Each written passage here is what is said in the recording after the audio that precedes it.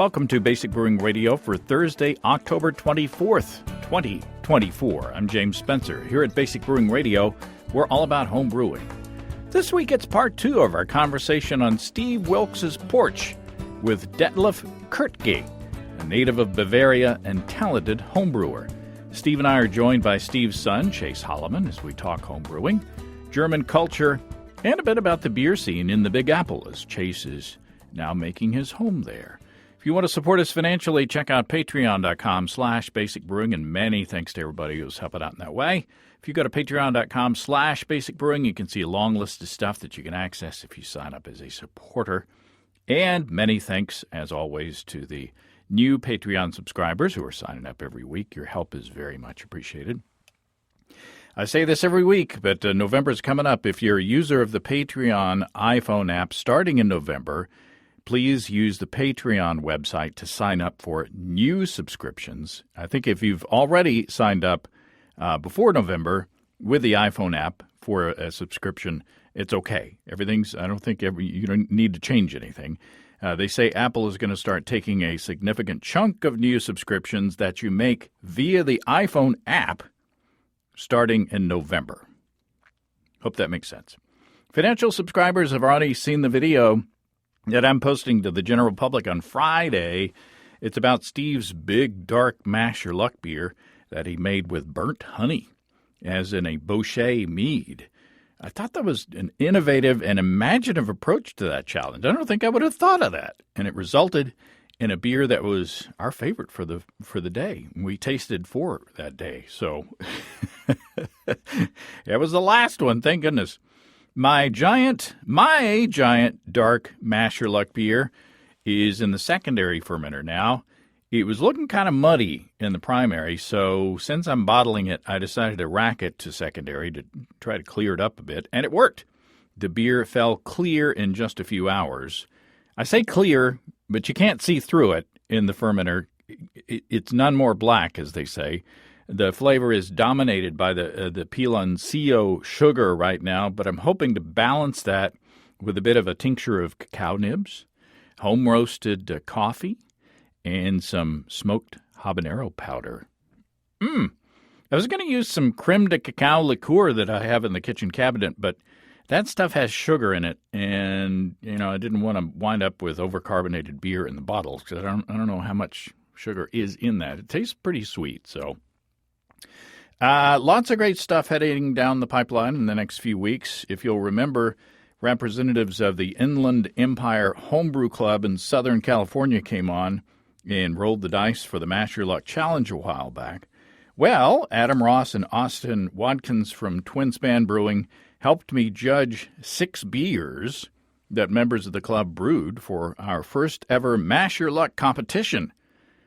That was a very difficult job, judging those beers. As expected, Inland Empire brewers are very talented, and they produced half a dozen excellent responses to the challenge, so you'll hear that show next week.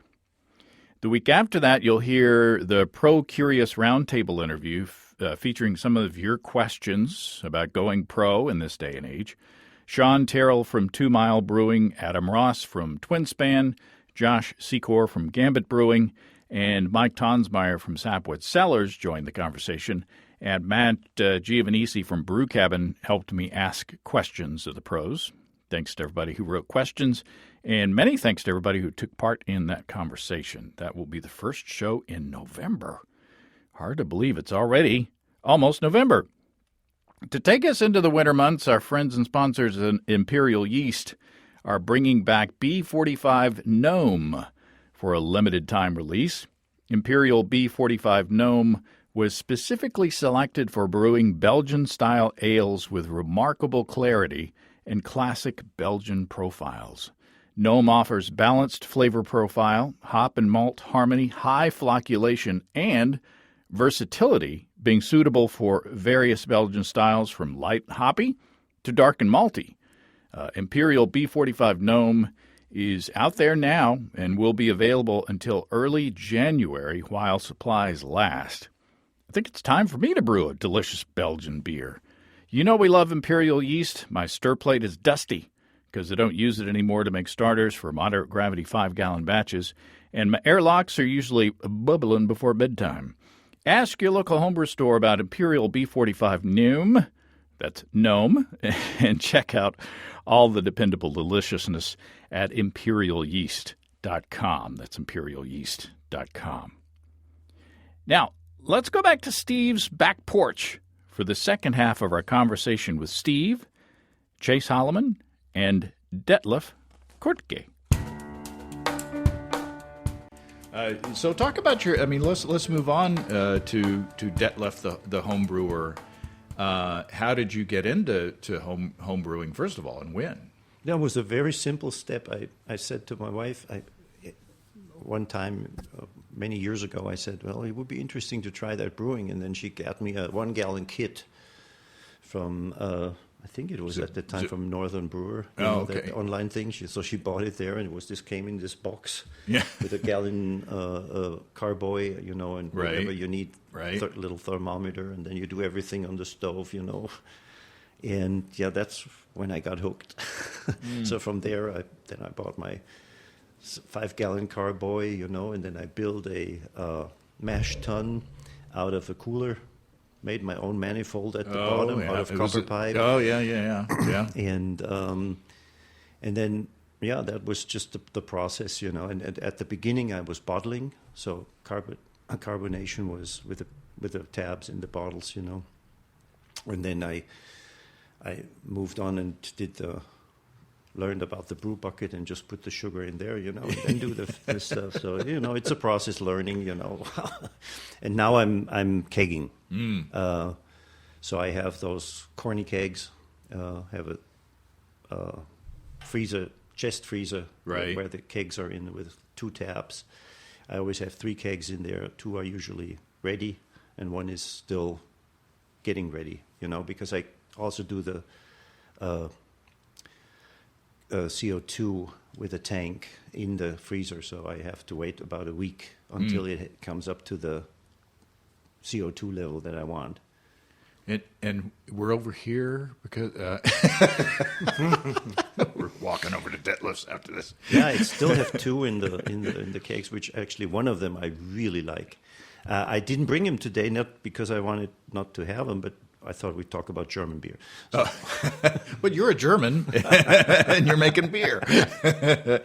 So what styles of beer do you gravitate towards in brewing? I brew mostly ales. I tried myself a couple times on lager, but I have a temperature problem because I can't get to the 5 to 6 Celsius in the summertime in my garage. Yeah. You live in Arkansas. I know. Your tap water is 80 degrees Fahrenheit. Exactly. So. I have a hard time. I have a trick for that. I'll tell you about that. Cooling down my mash in the summertime. I'll tell you about that. And I brew mostly ales, and I have a wide spectrum. I do whatever. Do brown ales, red ales, the whole gamut. One of my beers that was a lengthy process was I brewed a old English beer, the Thixton Peculiar. Oh, Old Peculiar? Peculiar, yeah. Yeah, because a friend of mine, her husband is from England, and he loves that beer, so I did some research finding out about the whole thing. And it seems that the original recipe, what I could find, there's brown candy sugar in there, Lyle's golden syrup, molasses. Gosh. So is there any malt in the beer? Yeah. There's 2, but this is like something usually people in Germany would not brew. Do you get visited by your ancestors at night when you're? Yeah, I was afraid of that. And then it was a process, you do the mash, and then the molasses go in the mash, and then you go into the fermenter, and then after the first part of the fermentation is done, then you add the sugar. Oh, wow! So you get the yeast started before you shock them into so that they don't eat the good sugars first. So it was interesting, but it turned out really good. And what's your brewing system like? What's your hot side? Now I have one of those, like the Grainfather. The things, all-in-one. The all-in-one system, thing. sure. And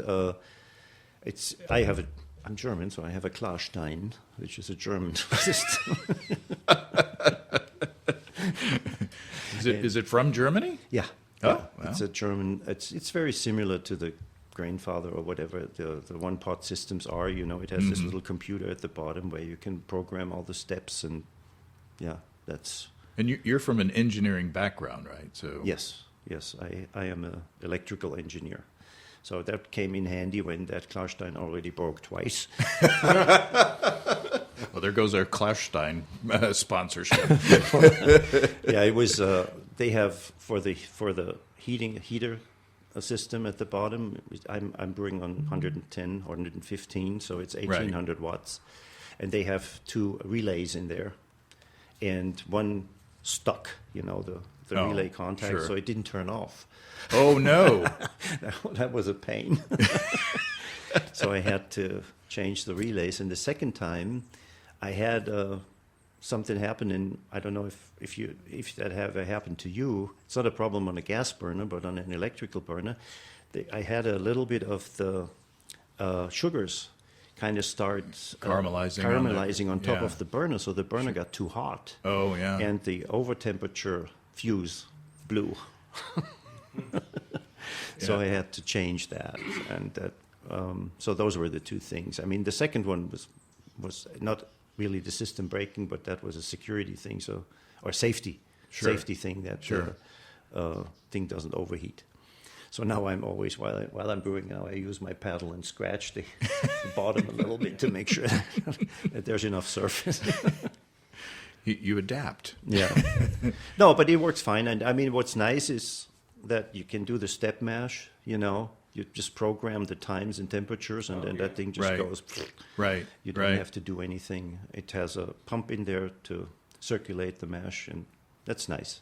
So do you bother with the step mashes? Yes, I do most of the time the 95, 125, 144, 162.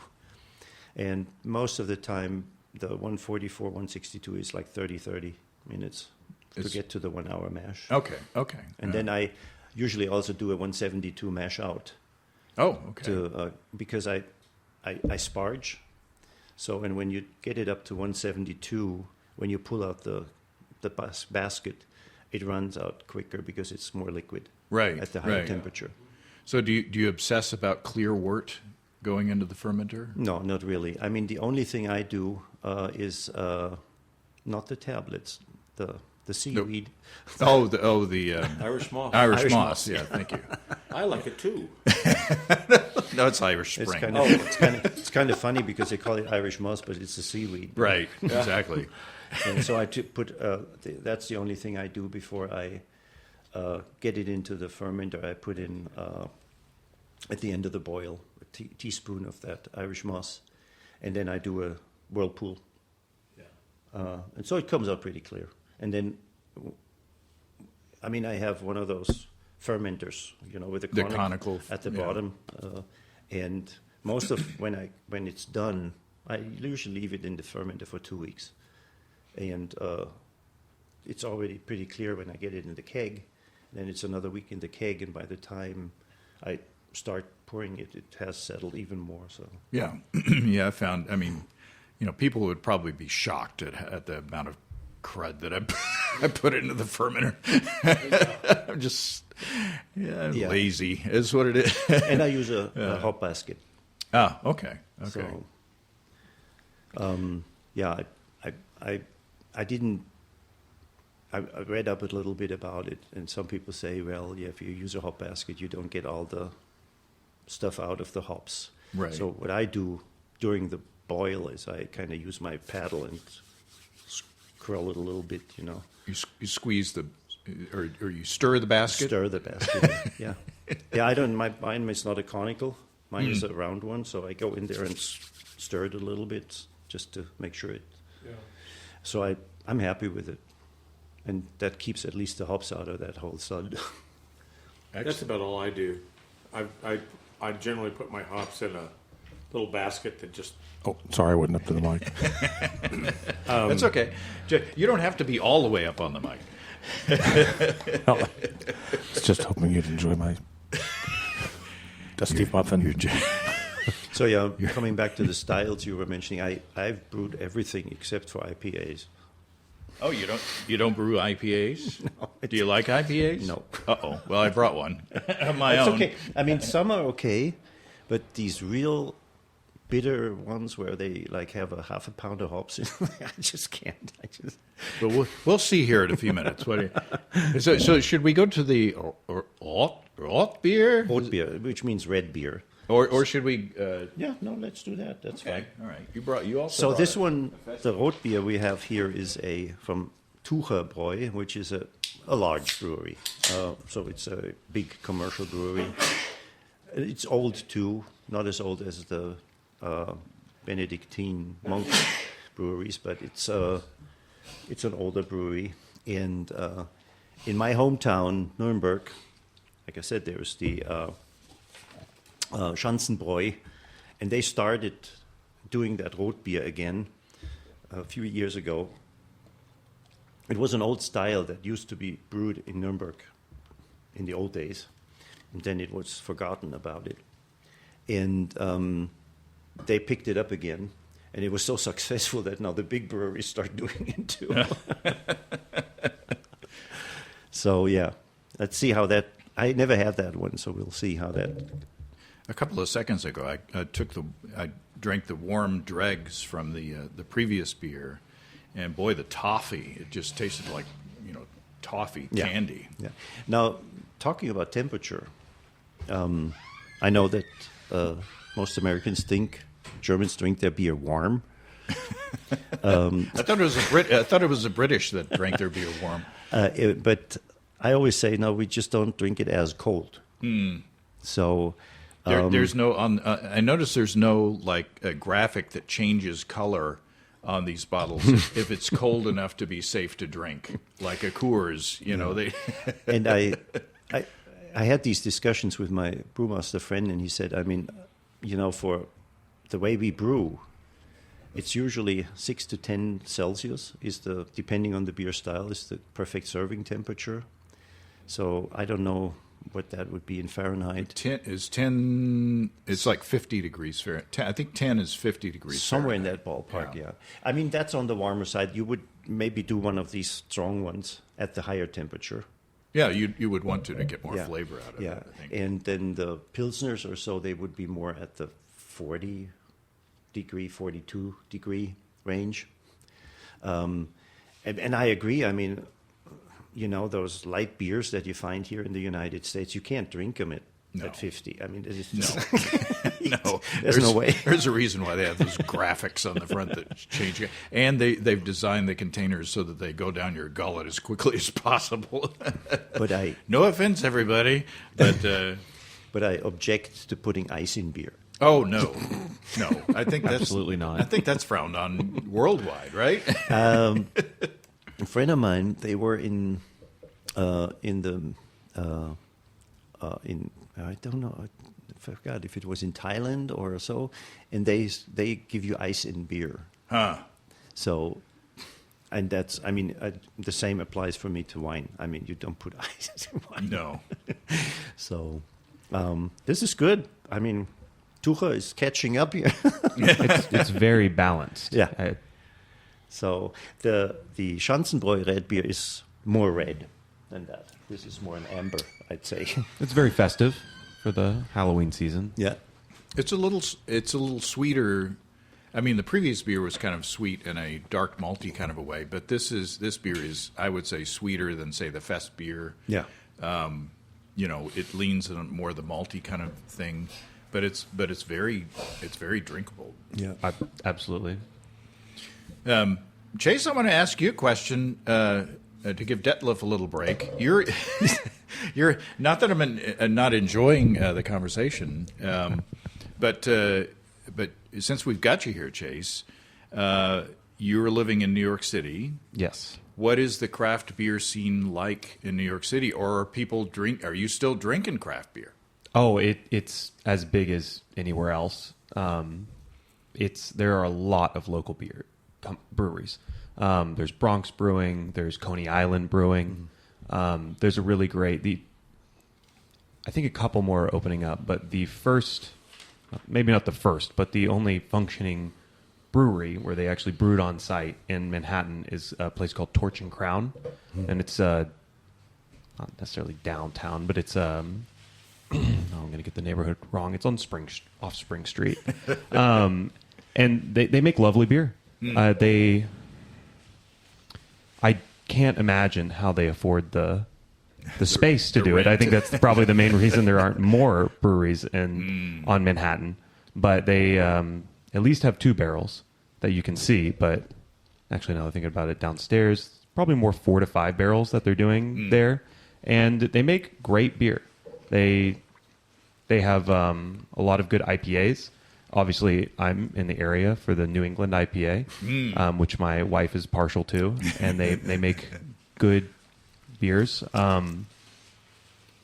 There are, I'm blanking on the name now, but there's a brewery in Astoria that is quite good that I've been to. It's kind of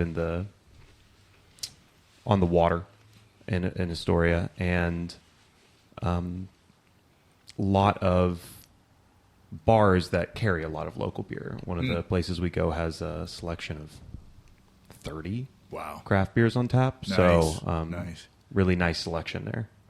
So, we hear all this thing, we see all the trends, and, of course, everybody on social media says, oh, IPAs are over. And then you go to the bars and the brew pubs, and there's IPAs because they're still selling, regardless of what social media people say. Yeah, if I had a brewery, I'd call every beer an IPA. This is my stout IPA.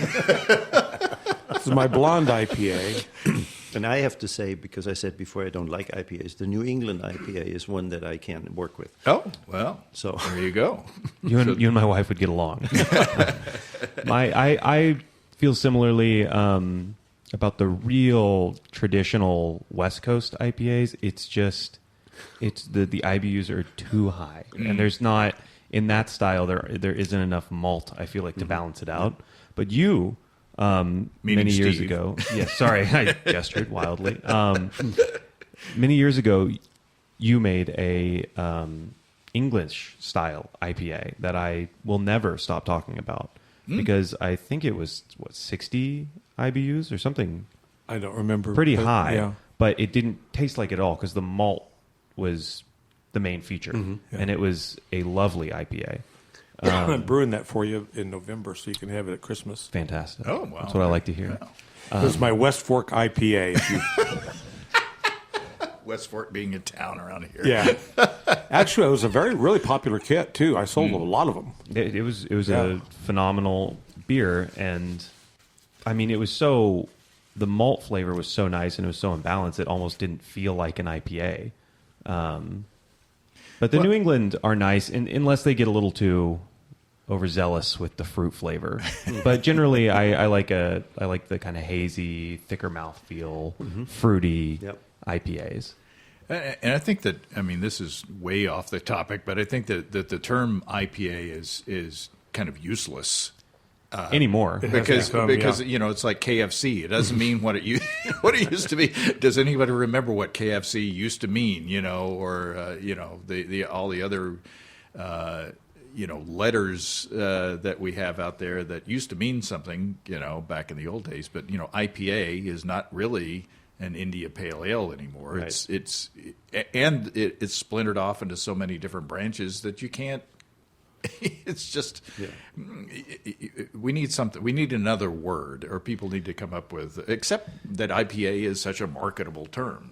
So one thing that I have seen at the bar that I like going to that has such a nice selection is on the board. Sometimes they will list the hops that are in it, which it's nice that I know what that means. But I would be interested to know how much of the clientele, if they see Citra and Mosaic, they know what they're getting into. And I've noticed it's really only those fruit forward hops that they list. They don't tend to list like Amarillo as much. we should introduce a new style called RBA. RBA? Real bitter ales. Real bitter ale. Real cask bitter ale. And RBA, and I are an Imperial RBA.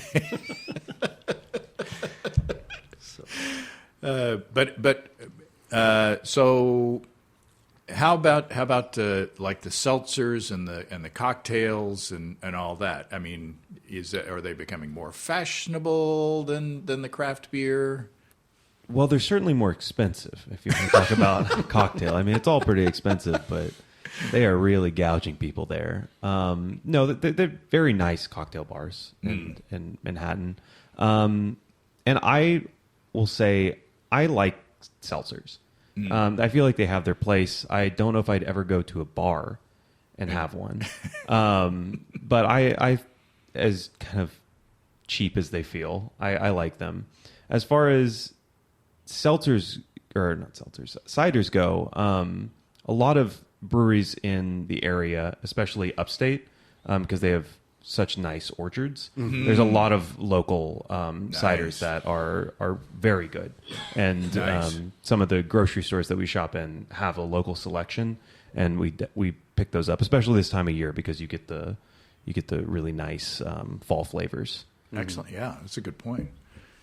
Are you tempted to go into home brewing? I mean, you've brewed with your dad.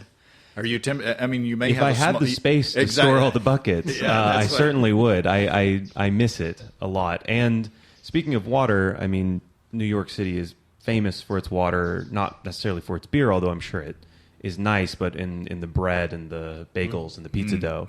So I have to imagine that the water is probably pretty good for brewing as well. But the space for it is limited, like it is for everybody else. 1 gallon batches. That's true. Right, Detlef? Yeah, that was the start. Yeah. All on the stove.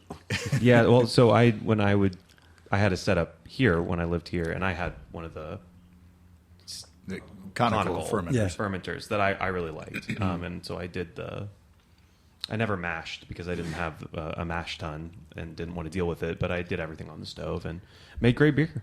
Yeah. I liked it. Yeah. It's all about your priorities, Chase. No, it sounds like you're busy. Shall we have a... oh, nice. This is a Hacker Shore? Hacker-Pschorr.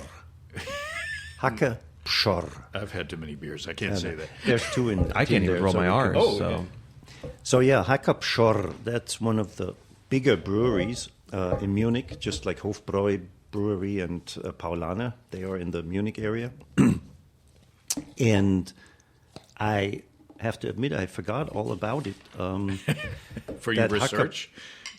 Pschorr, when I looked it up, was also founded in 1417. Oh, so it's a new brewery. So they have been around for a while. And this beer that we have here is an Oktoberfest, which is a Märzen beer. And I just looked at their website, and I did not know about this. Is that in the brewing law, in the Bavarian brewing law, that they could only brew beer between St. Michael's Day on September 29 and St. George's Feast Day on April 23rd. Reason being was that it was forbidden to brew in the summer because of the boiling process was considered a fire hazard. Much like Eastern Oklahoma. I guess it was all on an open fire, wood fired and stuff like that. It's like our yards now. So then they did that beer, and fermented at low temperatures, like 47 degrees in that area, and then it had to lager. It's a lager beer, right? And then come March, they could serve it. That's why it's called Märzen. And then they had it all the way through to Oktoberfest.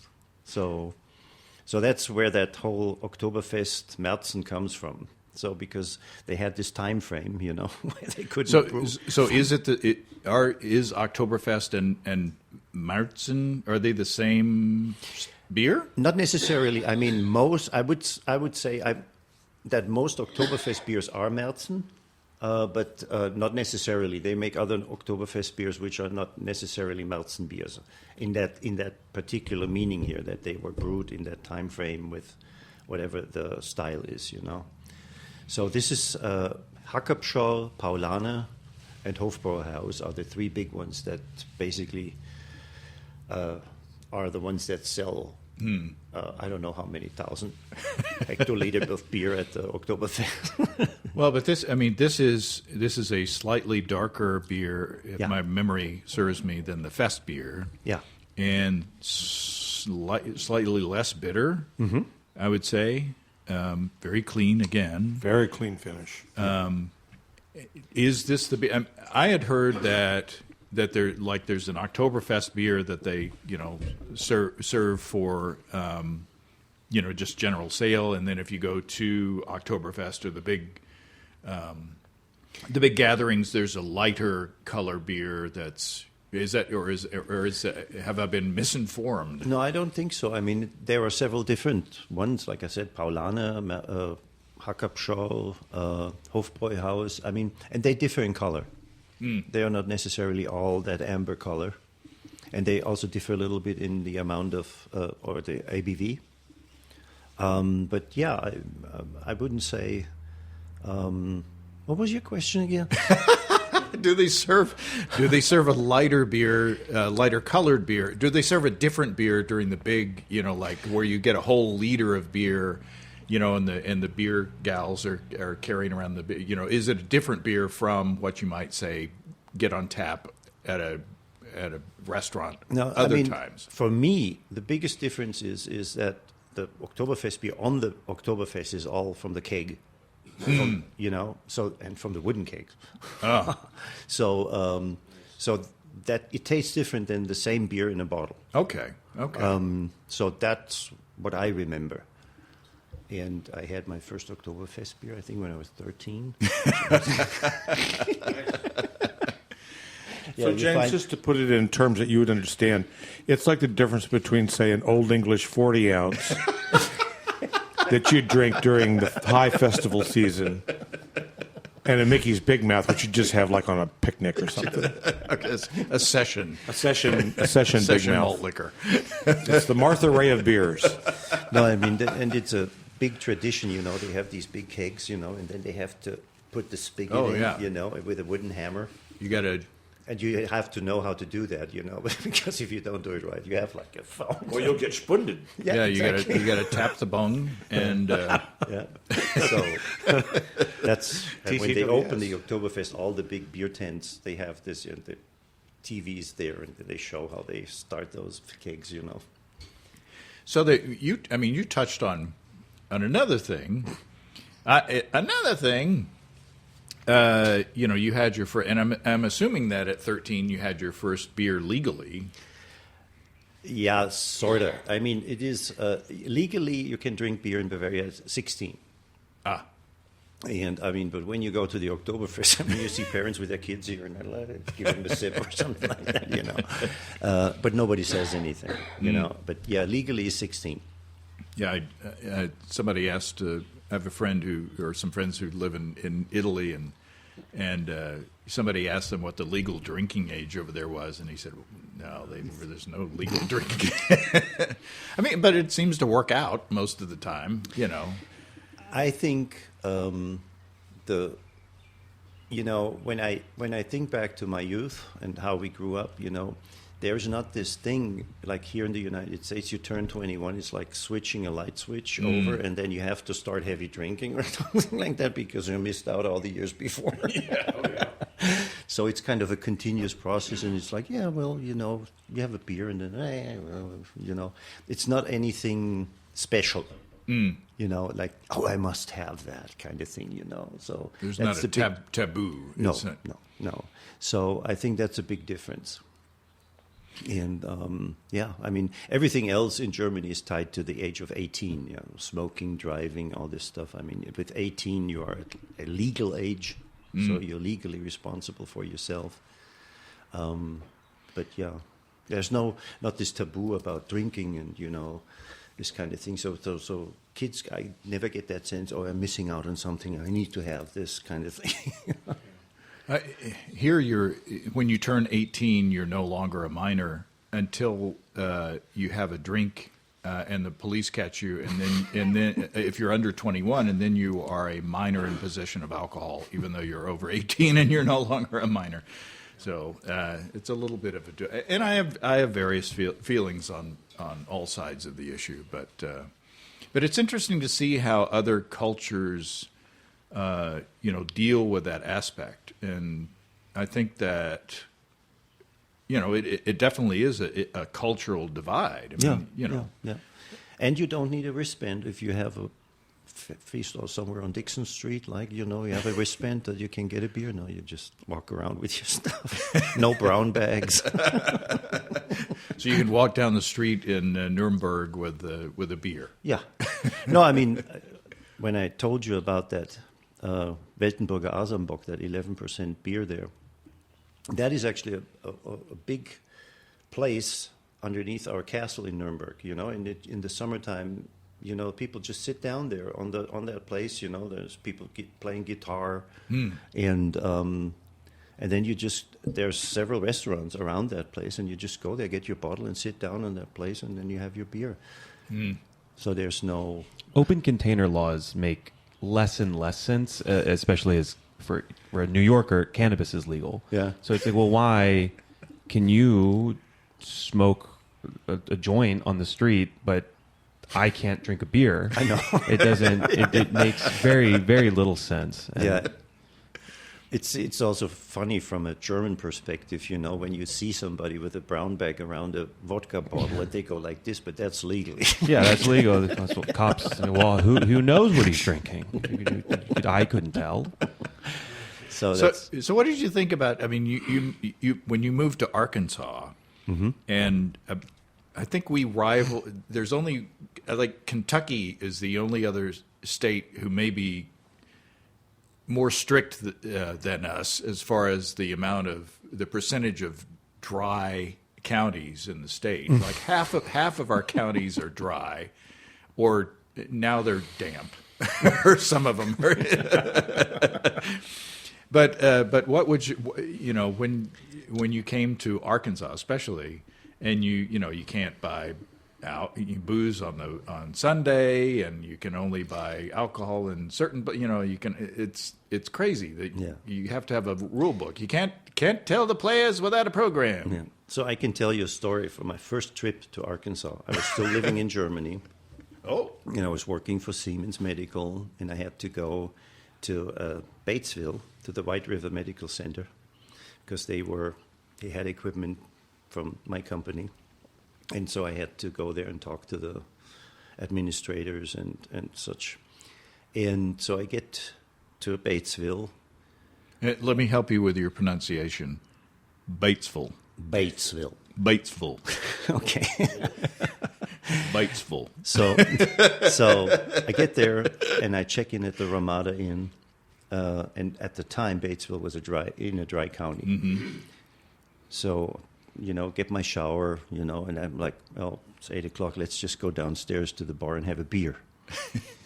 So I go downstairs, sit at the bar, and the barkeeper says, "What do you want?" And I said, "I'd love to have a cold beer." And he said, "Well, sorry, sir, this is a dry county. I can't serve you beer." And I'm like, "What?" That happened to me in Hope, Arkansas.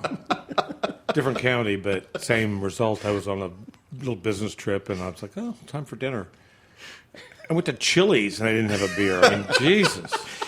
So then the barkeeper says, "But if you turn around and look over there, you see that big old door over there where it says Duck Blind on top? That's our private club, and I can sell you a club membership for $5, and you can go in there and drink." Yeah. And I go, yeah, exactly. Yep. Yeah. So that was my first encounter with a dry county.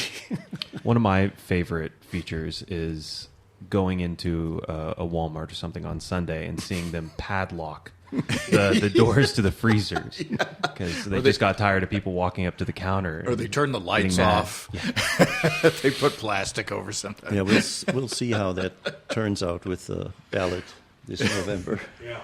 Well, I mean, it's a patchwork now because you can go to. I mean, maybe we're so off the rails. Maybe we should end soon. But you can go to Springdale, Arkansas on Sunday now and go to the liquor store, at the drive-through liquor store, which blows people's minds when we do have drive-through liquor stores. Which it doesn't mean that you're going to drink the beer in the car as you're driving away. It just means that you're purchasing it there. It doesn't?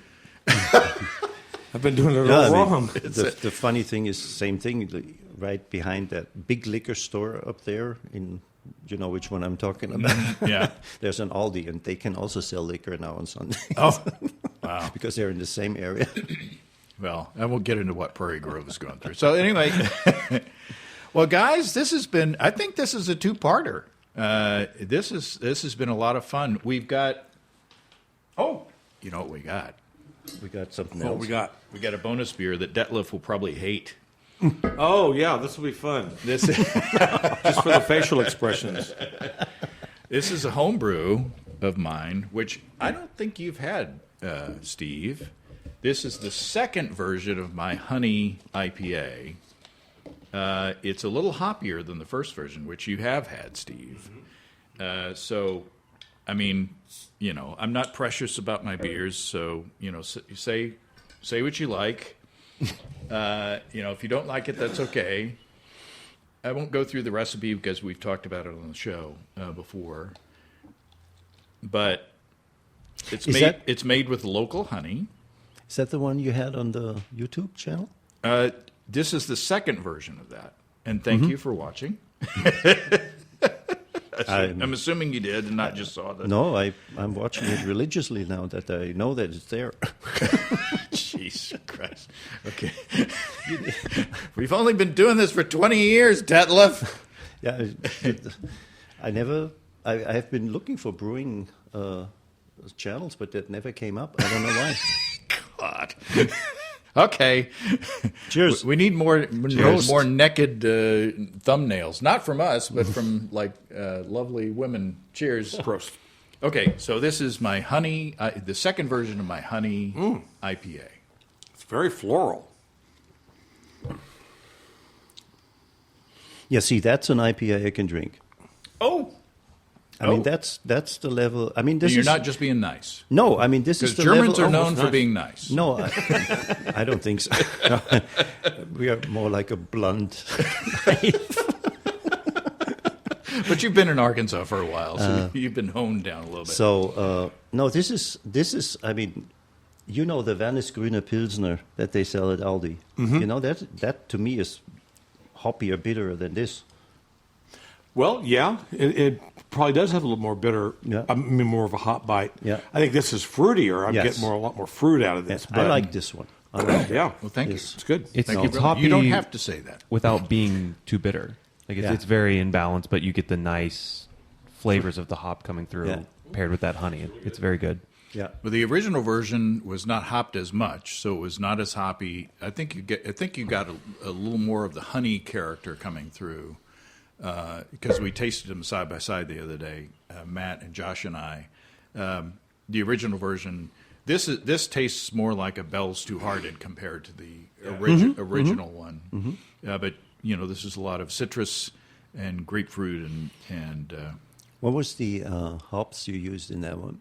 Centennial mostly, and then in dry hopping there was some Cryo Cascade. Mm-hmm.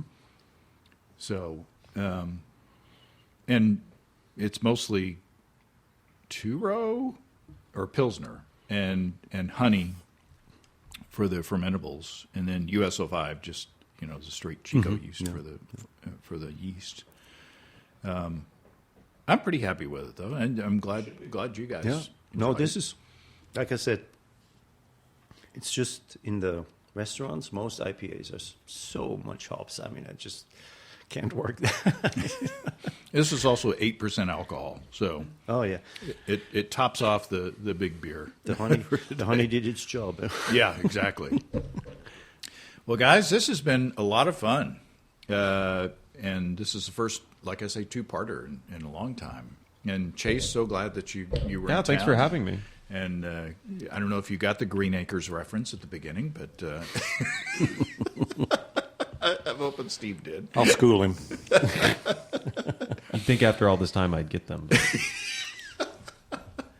Chase was just staring at me through that whole thing. What's this crazy old guy saying now?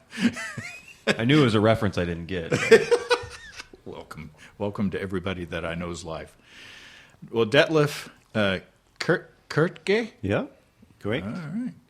Thanks for your help. Well, You're welcome back on the show again, and maybe we can at one point taste some of your beers. Or We'll certainly do. I mean, like I said, it's not that I didn't bring it. I was just focusing on the German stuff here. Sure. And I mean, the ales I brewed I have a cream ale in there. Oh, and I like the cream ale. and the amber ale, my own recipe, and so I didn't think that's kind of a German thing. So Sure. that's why I didn't bring it. Sure. Well, it's off topic, but we'll stumble across the street and. Absolutely. Well, Steve Wilkes, thank you for having us at your house, You're welcome. and we'll thank Gretchen as well, and Buddy the big dog. Buddy the brew dog. Thanks, guys. Thanks, James. Thank you, James. It was a pleasure. Many thanks to Detlef, Steve, and Chase. Hope you enjoyed that conversation as much as we did. Detlef shared a delicious homebrew amber ale with us afterwards. It was beautiful and clean as a whistle. And then Susan came and picked me up, as we have planned. I got a burger from Sonic on the way home. It was a good day. Probably more information than you wanted, but there you go.